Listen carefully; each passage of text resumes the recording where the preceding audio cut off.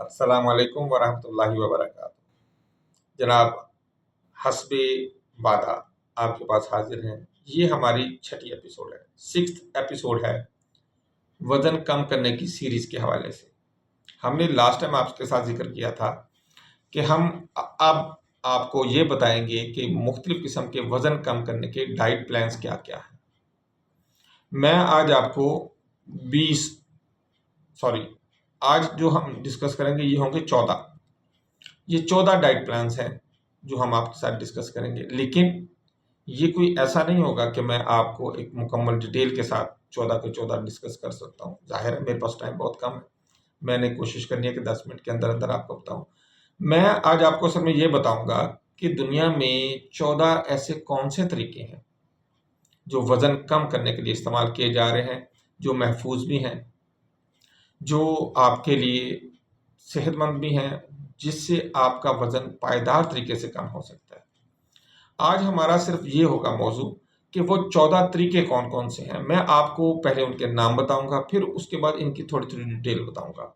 फिर इसके बाद हमारी ये सीरीज जो है, हम 7वें एपिसोड में जब जाएंगे तो हम वहाँ पे आपके साथ फिर इनकी डिटेल में जाना शुरू कर देंगे। फिर हम हर तरीके का एक मुकम्मल वीलॉग आपको देंगे। यानी कि फ़र्ज़ करें यूरोपियन डाइट के मुतालिक मैं बात करना चाह रहा हूँ, तो मैं आपको यूरोपियन या मेडिटेरेनियन जो डाइट प्लान है, मैं पूरी उसकी आपको हिस्ट्री भी बताऊंगा और ये भी बताऊंगा उस पर कैसे आपने अमल करना है, कितने दिन आपने अमल करना है और उसका नतीजा आप कितने दिन में देख सकेंगे।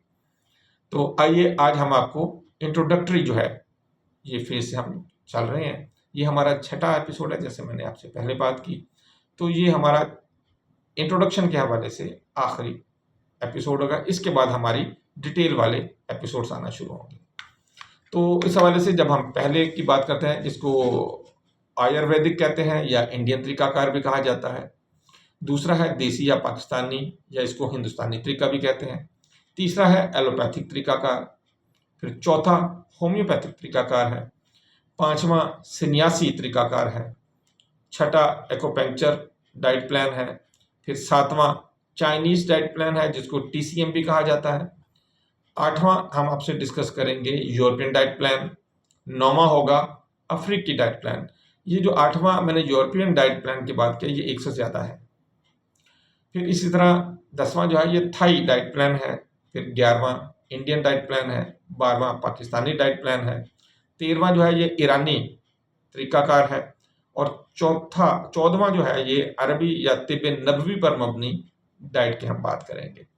तो देखिए, ये इस तरह के 14 मुख्तलिफ डाइट प्लान्स हैं जिन से हम आपको इंट्रोड्यूस करवाएंगे।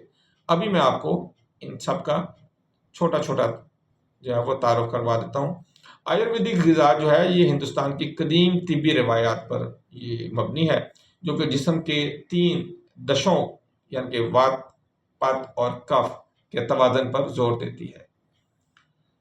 आने वाली जो वीडियो होगी उसमें हम आपको ये बताएंगे कि वात, पित्त और कफ ये क्या चीज़ें हैं, 3 दशन क्या है, दशें कौन कौन सी हैं। अच्छा, इसमें खाने की अशिया को आपके जिस्म की जो किस्म है, जिसको दस्त कहा जाता है, उसके मुताबिक मुंतखब किया जाता है। इसकी अहम खसूसियत क्या है कि इसमें ताज़ा, मौसमी और नमियाती ग़िज़ाएँ शामिल हैं, जैसे सब्जियाँ, फल, दालें, मसाले, जिनमें हल्दी, अदरक और ज़ीरा। प्रोसेस्ड फूड्स और ज़्यादा चीनी से यहाँ पे परहेज़ का मशवरा इस डाइट प्लान में दिया जाता है। और खाने के औकात और हाजमे पर तवज्जो बहुत ज़्यादा दी जाती है। मसलन दोपहर का खाना इसमें सबसे भारी कहा जाता है और रात के खाने को हल्का कहा गया है। इसी तरह जड़ी बूटियों का मशरूबात जैसे अदरक की चाय या ट्राइफल वाटर जो है, ये उसके हवाले से इसमें बातें की गई हैं। दूसरा, जैसे मैंने आपसे पहले बात की थी, देसी डाइट प्लान जो है, इसमें ये देसी डाइट प्लान क्या होगा, इसमें पाकिस्तानी और इंडियन सकाफत से ये मुतासिर है बेसिकली। इसमें घरेलू जो खाने हैं, मसाले हैं और रवायती टोटके जो हैं, ये उस पर मबनी है। इसकी खसूसियात में क्या है कि इसमें दाल, सब्जियों की भुजिया, चपाती, ब्राउन चावल, ताज़ा फल, सब्जियां जैसे पालक, गाजर और सेब जो हैं। फिर देसी मशरूबात जैसे लस्सी, नींबू पानी, सौंफ का पानी और चीनी के बजाय शहद या गुड़ का इस्तेमाल जो है, ये उस हवाले से इसमें बात होगी। फिर एलोपैथिक के हवाले से आप जानते हैं कि एलोपैथिक डाइट प्लान जो है ये जदीद साइंसी तहकीक पर मबनी होता है। इसमें कैलोरीज काउंट की जाती हैं और ग़िज़ाई तवाज़ुन के ऊपर बहुत ज़्यादा तवज्जो दी जाती है। इसमें कीटो डाइट की बात कर लें, इंटरमिटेंट फास्टिंग की बात करें, डैश डाइट की बात करें, ये मुख्तलिफ किस्म की डाइट्स होंगी। और हाइट डाइट के ऊपर हम अलग से आपको इंशाल्लाह प्रोग्राम करके देंगे कि कीटो डाइट क्या है, उसके फ़ायदे क्या हैं, नुकसान क्या है, इंटरमिटेंट फास्टिंग क्या होती है, उसके क्या फ़ायदे हैं, क्या नुकसान है, फिर डैश डाइट क्या होती है, फिर इसी तरह मुख्तलिफ जो अद्वियात हैं वो कौन सी हैं जो वज़न कम करने के लिए इस्तेमाल की जाती हैं, डॉक्टर के मशवरे से कैसे इस्तेमाल करनी है। फिर जैसे मैंने आपको बताया कि इसमें ये देखा जाता है कि कार्बोहाइड्रेट्स, प्रोटीन और चिकनाई का तवाज़ुन क्या रखा जाता है। मसलन कुछ ऐसी हैं जिसमें 40% कार्बोहाइड्रेट्स, 30% इसमें प्रोटीन्स और 30% जो है उसमें चिकनाई का इस्तेमाल किया जाता है। तो इस हवाले से ये एलोपैथिक जो मेडिसिन जो है ये बात की जाती है। फिर होम्योपैथिक डाइट प्लान है। होम्योपैथिक आप जानते हैं कि ये भी एक मौसर तरीक़ाकार इलाज है। तो जिस्म की मजमूई सेहत पर यह ज़ोर देता है।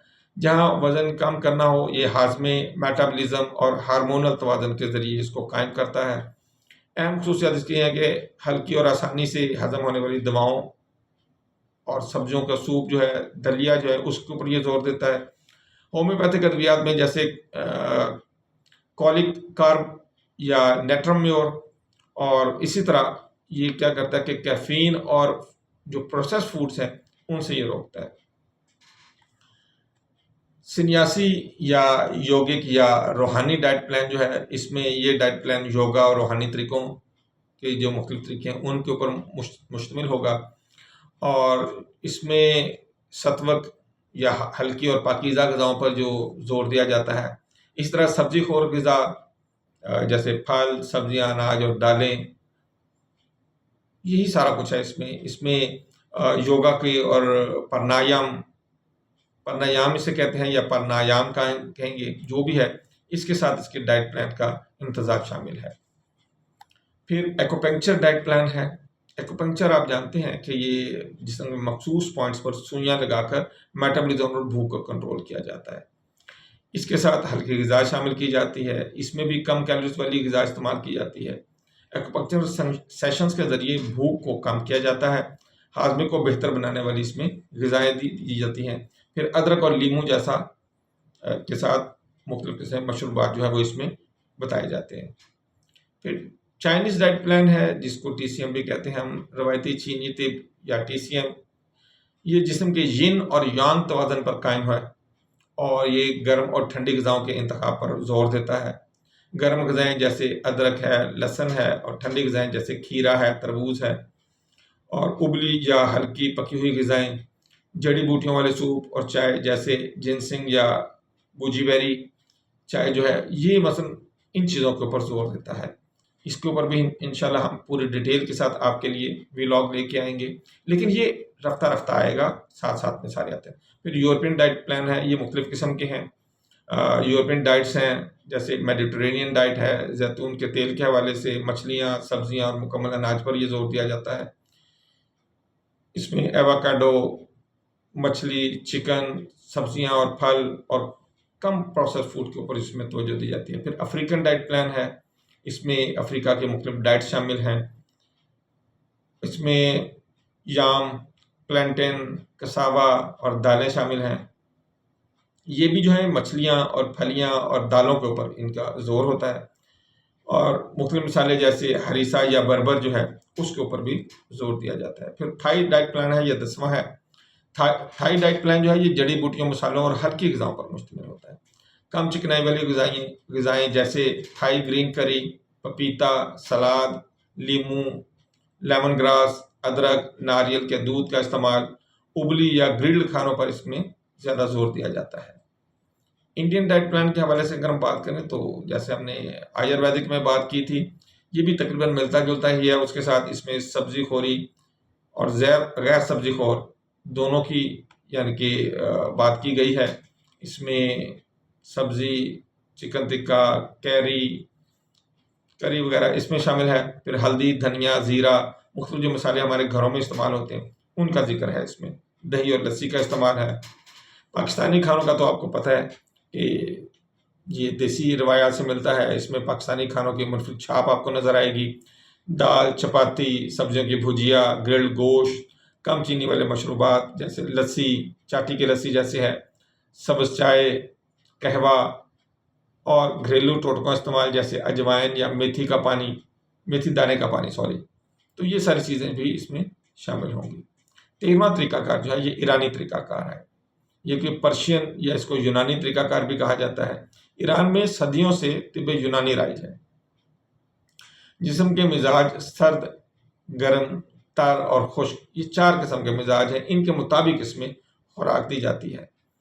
मैं आपको इंशाल्लाह डिटेल के साथ जब हम डिस्कस करेंगे अपने व्लॉग में, तो इन चारों के हवाले से भी आपको बताएंगे कि ये होता क्या है, सर्द क्या होती है, गर्म क्या होता है, तर और खुश्क मिजाज क्या होता है। फिर इस तरह मोटे लोग जिनको अमूमन सर्द या तर कहा जाता है, मिजाज कहते हैं, और इसके अलावा गर्म और खुश्क इनको ग़िज़ा दी जाती है, जैसे अदरक है, दालचीनी है, ज़ीरा है, बादाम है, ज़ाफ़रान वाली चाय है, फिर सब्जियों के सूप हैं, और इसी तरह सिरका, खुसूसन सेब का सिरका जो है वो इसका इस्तेमाल जो है वो खाने में किया जाता है। फिर हम आपको इंशाल्लाह बताएंगे अरबी या तिब नबवी सल्लल्लाहु अलैहि वसल्लम पर मबनी डाइट चार्ट जो है। इसमें सबसे पहले तो जो बात है वो ज़्यादा खाने से परहेज़ की बात की गई है। आदमी के लिए चंद लुक़मे ही काफ़ी हैं, ये एक हदीस के अल्फाज हैं। फिर खजूर, शहद, जैतून का तेल, कलौंजी, जौ, दूध, ये कैसे इस्तेमाल करना है, कितना करना है, कब करना है, किसने, ये इंशाल्लाह इसके ऊपर हम बात करेंगे। फिर खाने में एतदाल और खाने के बाद पानी ज़्यादा ना पीना, खजूर और दूध की बजाय खजूर, बादाम और पानी का इस्तेमाल, रोटी और चावल की मिकदार को कम करके सलाद को बढ़ाना, ज़ीरा, दालचीनी, ज़ंजबील, सौंफ, फिर जैतून के तेल से मालिश, जैतून के तेल का खाने में इस्तेमाल किस तरह करना है, फिर कॉफ़ी, अरबी कहवा, फिर इस तरह की मुख्तलिफ चीज़ें जो है ये इंशाल्लाह हम आपके साथ आने वाले अगले व्लॉग में डिस्कस करेंगे। तो ये वो 14 तरीकाकार हैं जो हमने आपको एक इंट्रोडक्शन इसलिए करवाई कि हम इन तमाम तरीकाकार के ऊपर अब आने वाले दिनों में अपने प्रोग्राम करने जा रहे हैं। आज के हमारे प्रोग्राम के हवाले से हम ये आपसे रिक्वेस्ट करेंगे कि हमें ये बताएं कि हम आपके लिए कौन सा डाइट प्लान पहले लेके आएँ, कौन सा डाइट प्लान पहले लेके आएँ ताकि आप उससे जल्द अज जल्द फ़ायदा हासिल कर सकें। चलें, 7वें एपिसोड में हम इंशाल्लाह आपके साथ मिलेंगे किसी एक डाइट प्लान की पूरी तफसील के साथ। तब तक के लिए हमें इजाज़त दीजिएगा। अल्लाह हाफ़िज़। अस्सलामु अलैकुम व रहमतुल्लाहि व बरकातहू।